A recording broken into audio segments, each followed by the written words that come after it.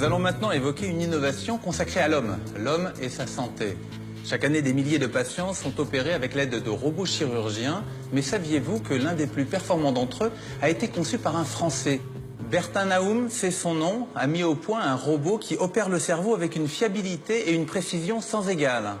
Voici le portrait de ce pionnier de la robotique médicale.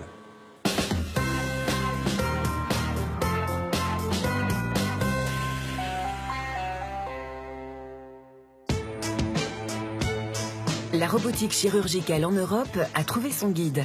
Il est français, il s'appelle Bertin Naoum. Né il y a 44 ans au Sénégal de parents béninois, son parcours force l'admiration. À l'âge de 8 ans, il perd ses parents. Ce deuil, il l'affronte et se bat pour donner vie 30 ans plus tard à MedTech, une société cotée en bourse spécialisée en robotique médicale, un domaine en pleine expansion depuis les années 90. Ces robots aident au traitement de la maladie de Parkinson, de l'épilepsie et de certains cancers. Un prestigieux classement canadien le décrit comme l'une des personnalités les plus innovantes au monde, aux côtés de Steve Jobs et de Mark Zuckerberg. Comment le jeune Bertin, orphelin, est-il devenu pionnier de la robotique chirurgicale? Au début des années 70, toute ma famille est venue s'installer en France, en région lyonnaise. Et donc moi, c'est comme ça que j'ai atterri en France, alors que j'avais à peine 1 an. D'un point de vue professionnel, il m'a fallu beaucoup de temps, comme beaucoup de jeunes encore aujourd'hui, avant de vraiment trouver ma voie. C'est la voie des sciences et des mathématiques qu'il suit. Un master de robotique en Angleterre et un diplôme d'ingénieur à l'INSA à Lyon en poche, il découvre que la robotique peut sauver des vies. J'ai participé à un projet de fin d'études en collaboration avec l'hôpital neurocardiologique de Lyon. Et cette immersion dans le secteur de la santé, à travailler aux côtés de chirurgiens, d'infirmières, etc., a été une vraie révélation pour moi et a suscité une vocation. Au-delà d'une vocation, Bertin Naoum a surtout un instinct. Pour lui, l'avenir de la médecine, c'est la chirurgie mini-invasive, une technique consistant à réduire la taille des incisions au maximum. Pour les patients, c'est moins de douleur, moins de risques d'infection, moins de saignements et des temps de récupération plus rapides. Contre toute attente, ces idées ne trouvent pas écho. Alors, il décide de créer sa société. En 2002, MedTech est née. L'entreprise, basée à Montpellier dans le sud de la France, donne naissance 6 ans plus tard à un robot. Et c'est une fille, Rosa. Le principe d'utilisation du robot Rosa est en 3 phases. Il y a une première phase qui va être la phase dite de planification. On va définir sur des images préopératoires du patient, IRM, scanner, exactement ce que l'on souhaite effectuer comme chirurgie. La deuxième phase, c'est la phase de mise en correspondance. C'est une technique automatique, sans contact, par laser, au terme de laquelle le robot va tout simplement apprendre lui-même où est le patient par rapport aux images préopératoires. Et la troisième phase, c'est la chirurgie. Rosa est tout simplement comme un GPS pour le conducteur d'une voiture. Le chirurgien lui indique où il veut aller et Rosa lui propose le meilleur chemin pour y arriver. Rosa ne remplace pas le chirurgien, il l'assiste. Depuis 2008, le robot a été utilisé dans plus de 1200 opérations dans une vingtaine d'hôpitaux dans le monde, comme ici, à Vogtareuth, près de Munich, en Allemagne. Le centre hospitalier s'est doté du robot en août 2011. Bertin Naoum a fait le déplacement. Il va assister à la pose intracrânienne d'une douzaine d'électrodes sur un jeune épileptique.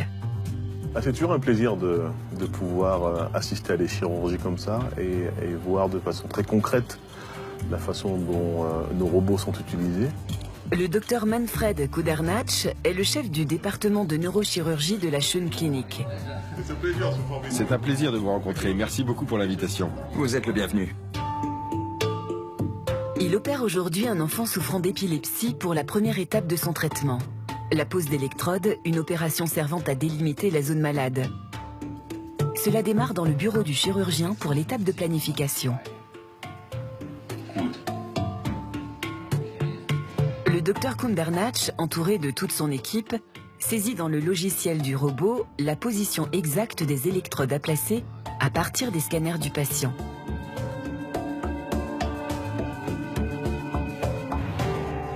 Direction le bloc opératoire pour la deuxième étape de localisation avant l'intervention. Hello, guten Tag. Hello, excuse me. Le patient aujourd'hui est un jeune homme de 14 ans. Il souffre d'une épilepsie pharmacorésistante. On suppose qu'il y a une dysplasie corticale sur le côté gauche. Nous allons couvrir cette partie-là d'électrode avec le robot. L'épilepsie est une maladie neurologique chronique provoquée par des troubles de l'activité électrique du cerveau. Les électrodes posées ici serviront à enregistrer l'activité du cerveau afin de localiser précisément la zone défectueuse. Cette zone est appelée foyer épileptique. Elle sera extraite plus tard au cours d'une seconde opération. Une fois la mise en correspondance, la localisation du patient terminée, le guidage peut être lancé. Donc le chirurgien va sélectionner l'une des trajectoires qui a été définie et le robot va positionner automatiquement un guide à l'endroit précis et en accord avec la planification.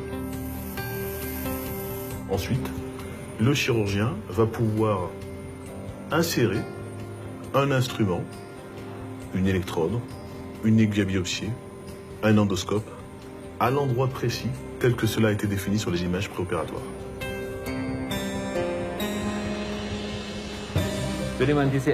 Lorsque l'on met cette électrode sans le robot, on a besoin d'au moins 20 minutes, alors qu'avec Rosa, seules 8 minutes sont nécessaires.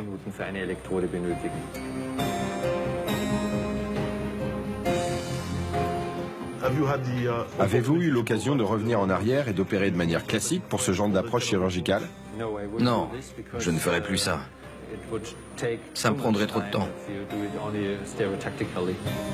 C'est sous les yeux de Bertin Naoum que l'opération se termine. Tout s'est très bien passé.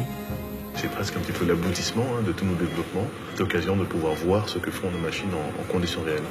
Nous ne sommes que des ingénieurs et donc on a besoin absolument du feedback et du retour des utilisateurs et des chirurgiens afin de pouvoir adapter nos technologies à leurs besoins.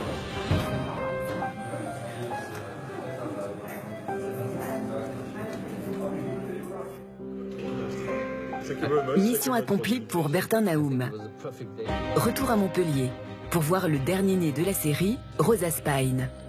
Ce robot dédié aux interventions de la colonne vertébrale possède un système de suivi en temps réel, appelé tracking. Le chirurgien peut ainsi faire face aux mouvements involontaires du patient, dus notamment à sa respiration. L'un des développements majeurs que nous avons dû intégrer, c'est un système de suivi qui va faire en sorte que le robot va suivre en temps réel les déplacements de la colonne vertébrale. C'est ce que l'on voit ici. Le robot va se déplacer de façon à ce que la position de l'instrument soit toujours la même. La sécurité est à son maximum. Ce nouveau système dit de tracking est vraiment révolutionnaire. Mais jusqu'où ira Bertin Naoum? Après la chirurgie crânienne, la chirurgie de la colonne vertébrale, je suis absolument convaincu qu'il y a plein d'autres domaines de la chirurgie qui sont potentiellement concernés par la robotique. Et j'ai bien sûr un certain nombre d'idées, mais wait and see.